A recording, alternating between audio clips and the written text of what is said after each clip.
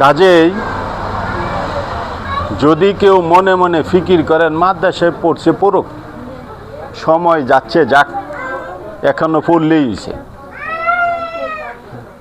আবার অনেক অভিভাবকরা মনে করে আমার মেয়েটা স্কুলে পড়লে তো অনেক কিছু হইতো, মাদ্রাসায় পড়তেছে কি আর হইব। মনে রাখবেন, সব সময় মনে রাখবেন, আল্লাহ তাআলা আপনাকে কল্যাণ দিতে চাচ্ছেন।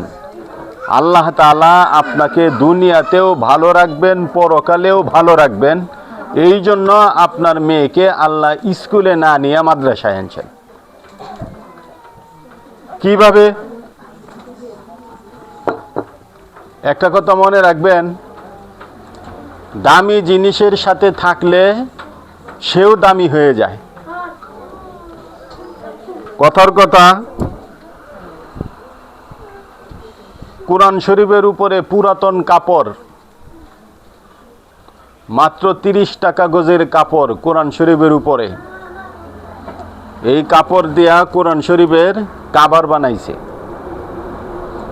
বলেন তো দেখি, এই কাপড়টা যদি কাহারও পায়ে লাগে তাহলে কি সে ওই কাপড় দিয়ে পা মুছবে না সাথে সাথে সেলাম করবে? কেন? 20 টাকা গজের কাপড় কোরআন শরীফের সাথে থাকার কারণে কোরআন শরীফের দাম বেড়ে গেছে। এত দাম বাড়ছে, এটা নিচে থাকবে দূরের কথা, ভুলবশত কাহারও পায়ে লাগলে সাথে সাথে এটা মুখে নিয়ে চুমা দেয়, বুকের সাথে মিলায়, এরপরে আবার ইস্তেগফার পড়তে থাকে, আল্লাহ মাফ করো।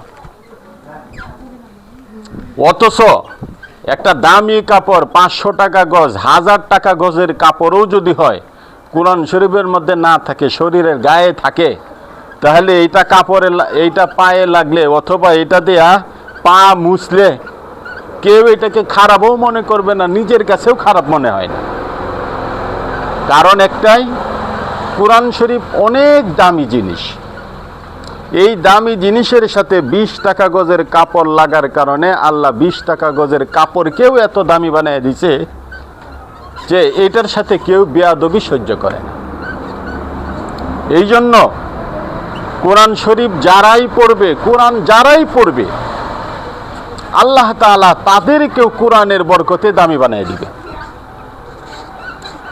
যারা পড়বে তাদেরকেও দামি বানিয়ে দিবে, যারা পড়াইবে তাদেরকেও দামি বানিয়ে দিবে, যাদের সন্তানাদি পড়বে তাদেরকেও আল্লাহ দামি বানিয়ে দিবে।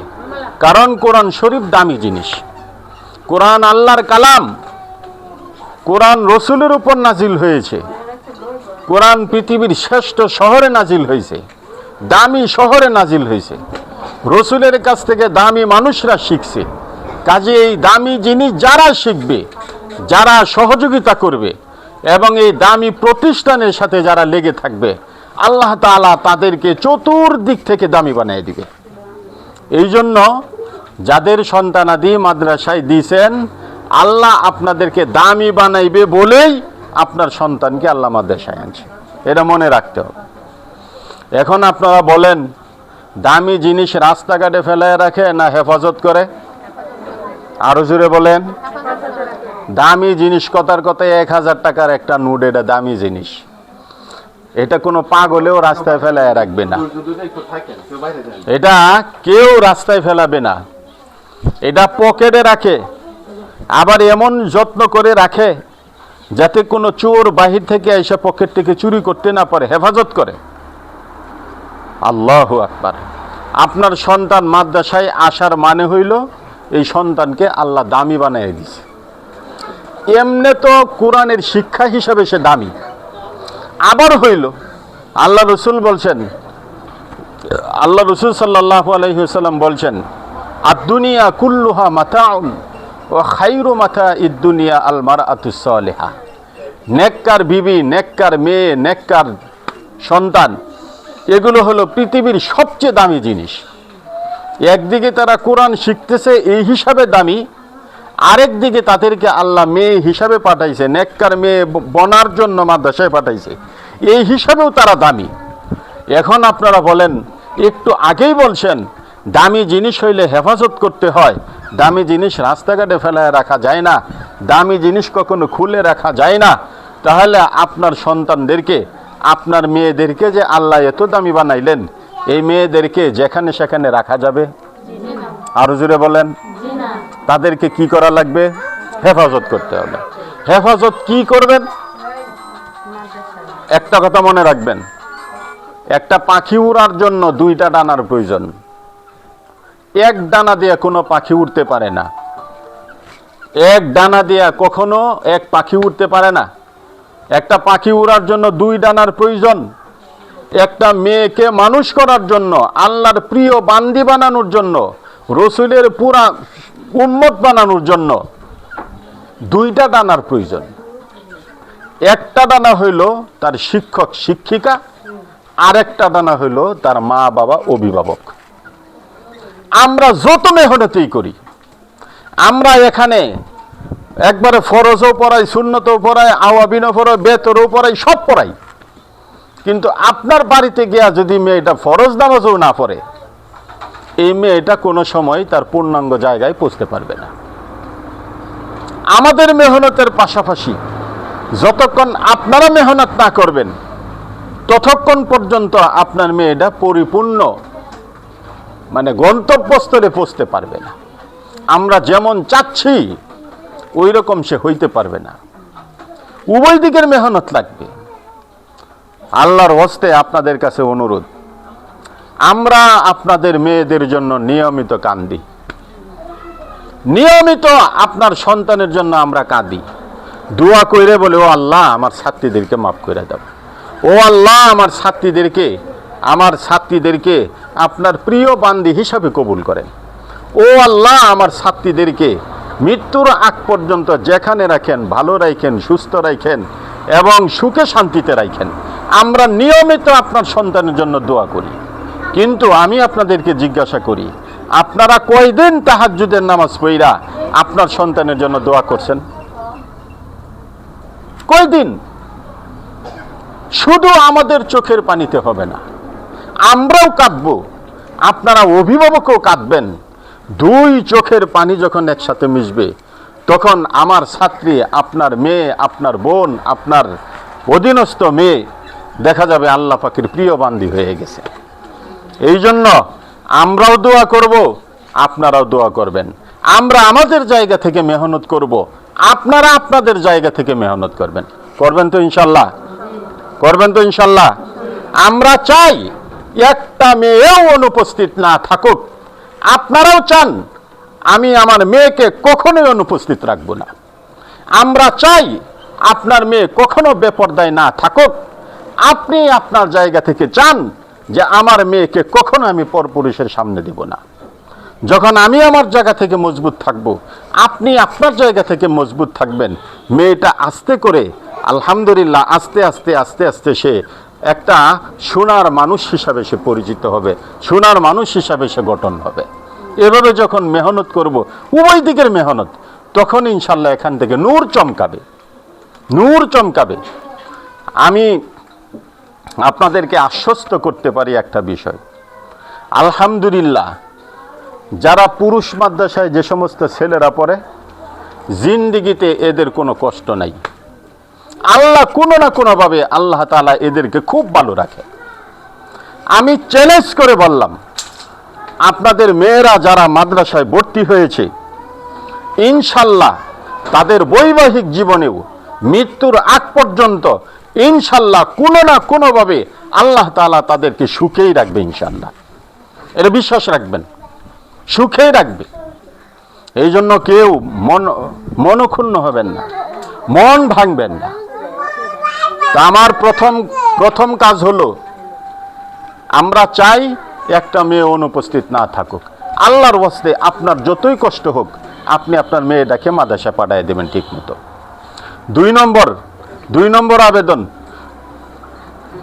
এটা মেয়েরা শুনো, যে সমস্ত মেয়েরা আছো, মেয়েরা শুনো, তোমাদের কাছে আমার বিনীত অনুরোধ, কখনো তোমরা আল্লাহর ওয়াস্তে মোবাইলে ছবি উঠাইবা না, কখনোই না। কোনো বিবাহ শাদীতে গিয়া অথবা গায়ে হলুদের মতো নোংরা অনুষ্ঠানে গিয়া অন্য মেয়েদের সাথে খপ্পরে পইরা কখনোই মোবাইলে ছবি উঠাইবা না। এই ছবির মাধ্যমে বর্তমানে কত মেয়ে যে আত্মহত্যা করে, এই ছবিগুলো খারাপ চরিত্রহীন মানুষ সংগ্রহ করে নানান ধরনের জটিলতা তৈরি করে মেয়েদেরকে ব্ল্যাকমেইল করে, পুরো জীবনটা বরবাদ করে দেয়। এই জন্য অভিভাবকদের কাছে অনুরোধ, কখনো মেয়েদের ছবি উঠাবেন না। আর মেয়েদের কাছে, তোমাদের কাছে আমার কড়া নির্দেশ, ভুলেও তোমরা কোনো সময় ছবি উঠাইবা না। তোমার এই হাসি মজাকের ভিতরে একটা ছবি তোমার সারা জীবনটা বরবাদ করে দিতে পারে। তোমার এই একটা ছবি তোমার বিবাহের পরবর্তী সময়, এই একটা ছবি তোমার পুরা সংসারটা তছনছ করে দিতে পারে। এই জন্য আল্লাহর ওয়াস্তে আমরা কেউ ছবি উঠাবো না। ওয়াদা করো, পারবা না? সবাই বলো নাই। বলো, আমি আল্লাহকে হাজির নাজির রেখে, বলো সবাই বলো, ওয়াদা করলাম কখনো ছবি উঠাবো না।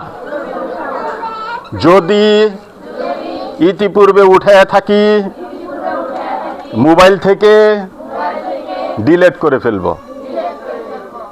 ওয়াদা করছো তো? কার সাথে?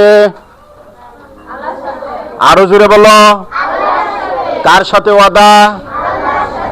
কখনোই ইনশাল্লাহ ছবি উঠাইবা না। দেখবা আল্লাহ তোমাদেরকে ভালো রাখবে। অভিভাবকরাও মনে মনে ওয়াদা কইরা নেন যে আমরাও ইনশাল্লাহ কখনো আমাদের মেয়েদের ছবি উঠাবো না, আমাদের ছবি উঠাবো না। আল্লাহ হেফাজত করুন। আর একটা বিষয়, আমাদের এখানে যতক্ষণ থাকে আমরা সবসময় চেষ্টা করি কোনো মেয়ে যাতে মোবাইল ব্যবহার না করে। এই কথা বলবেন না কেউ। কোনো মেয়ে যাতে মোবাইল ব্যবহার না করে আমরা সবসময় চেষ্টা করি। আল্লাহর ওয়াস্তে অভিভাবকরা আপনারাও চেষ্টা করবেন আপনাদের সন্তানাদি যেন মোবাইল ব্যবহার না করে, আপনাদের মেয়েরা যেন মোবাইল ব্যবহার না করে। কারণ বর্তমান হলো ফিতনার সময়। ফিতনার সময় মেয়ে মানুষ, সে বাচ্চা মানুষ, তার বুঝ নাই, বিভিন্ন ধরনের ফাসাদে পড়ে মোবাইলের মাধ্যমে।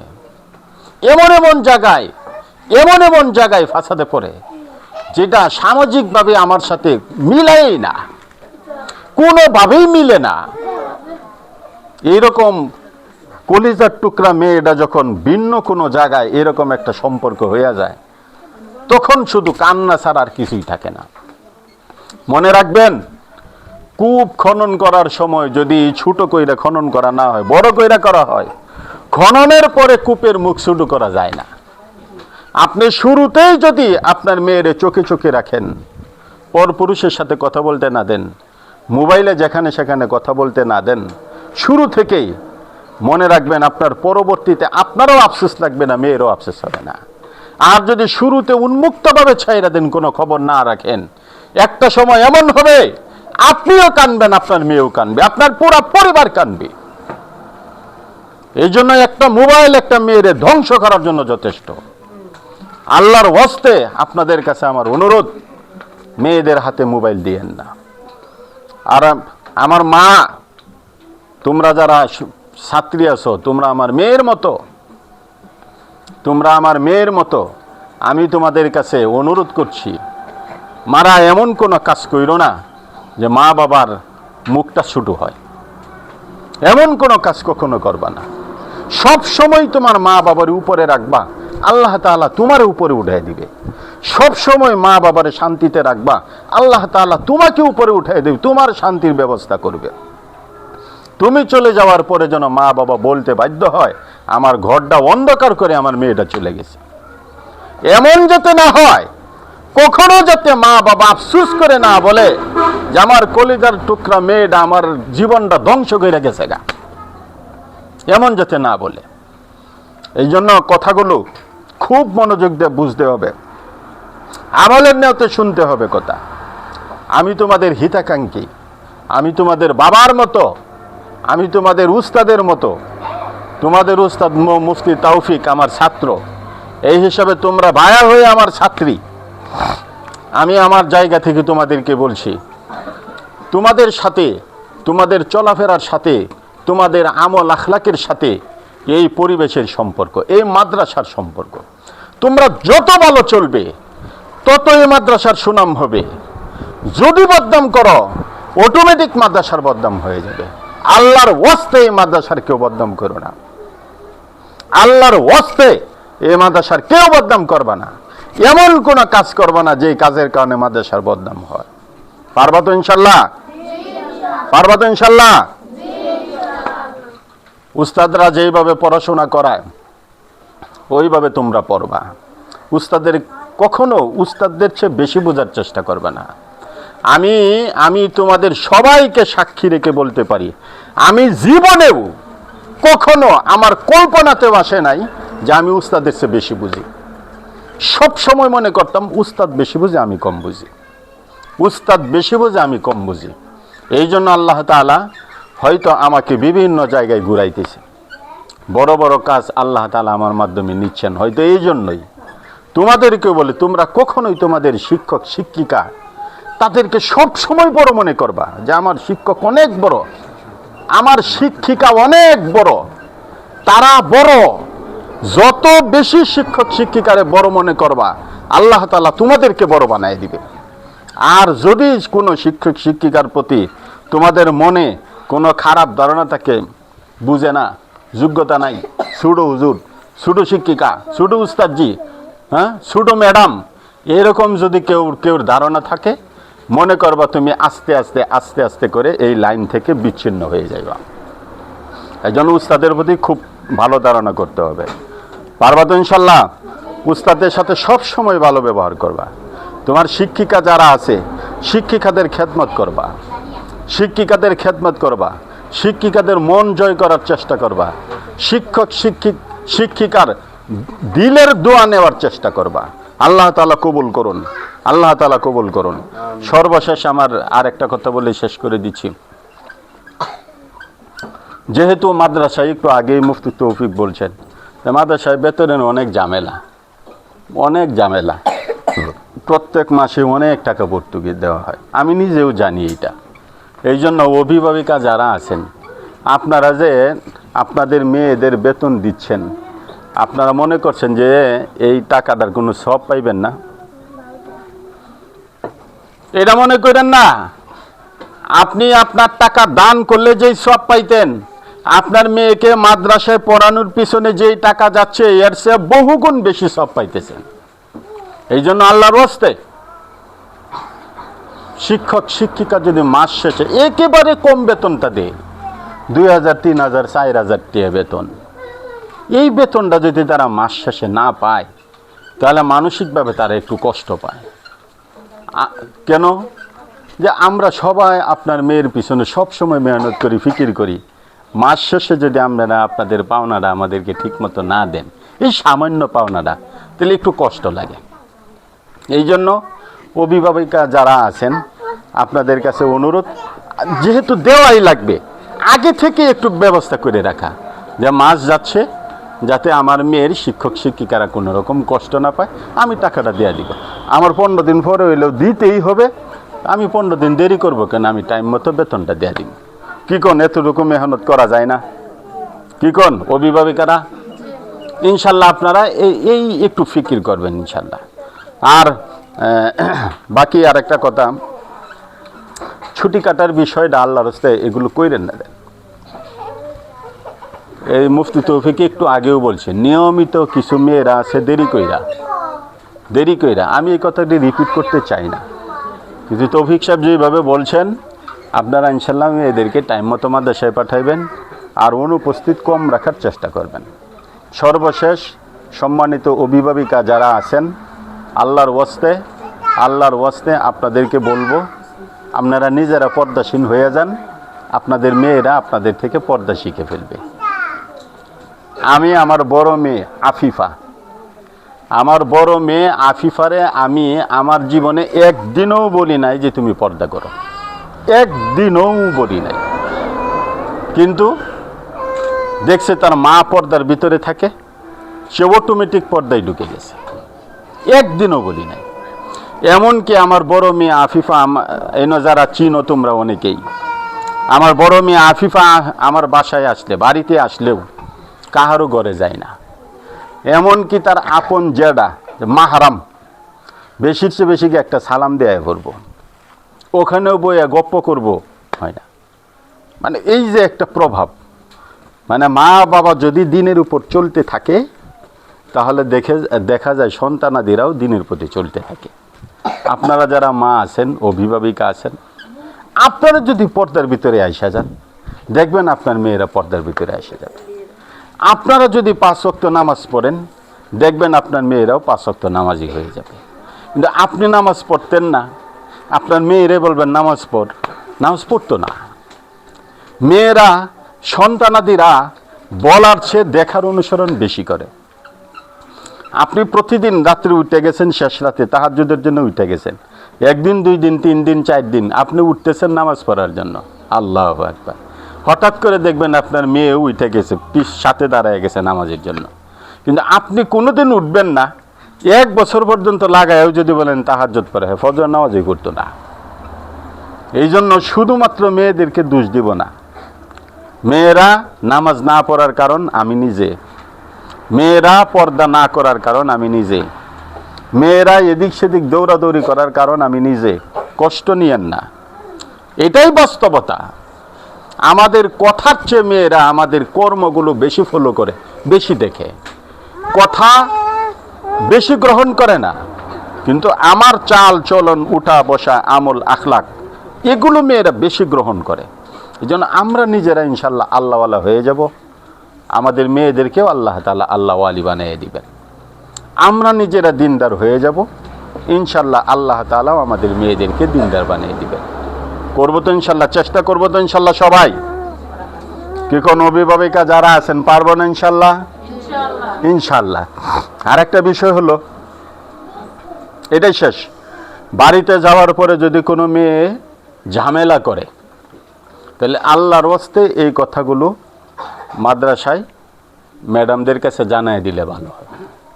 আপনাদের কথা মতো যদি না চলে, নামাজ যদি না পড়ে, এই যে এখন বন্ধ হবে না, সামনে বন্ধ হবে মাদ্রাসা, এই পুরা বন্ধের সময়টা যদি তারা ঠিক মতো না চলে, কে কি সমস্যা করছে, এই সমস্যাগুলো অবশ্যই আপনারা মাদ্রাসার দায়িত্বশীলদের কাছে